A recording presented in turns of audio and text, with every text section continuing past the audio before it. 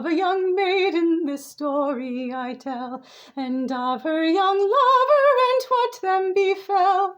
Now her lover was a sea captain, and he sailed the blue sea, and this is the circumstances surrounding the departure of he.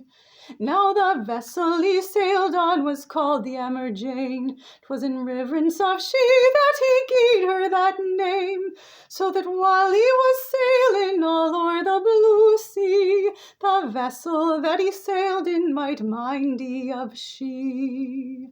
With a boatload of shingles our captain sailed away from his true love all on a summer's day, and he never more was heard of, nor his vessel so brave, so 'twas figured pretty generally that he'd found a watery grave. On a cold stormy morning all down by the sea, Jane sat a-waiting for he. On a cold stormy morning her body were found, so 'twas figured pretty generally she'd gone crazy and got drowned. They buried her up in the burying ground, and they put up a headstone telling how she were found, and over her head they sought out a willow tree, that the wind in the branches might mind ye of she. Not so very long after these here things occurred, a stranger comes to town where Jane happened to be buried, and he asked of the sexton where Jane might be.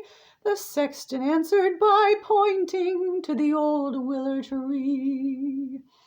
Next morning they found him by the side of Jane.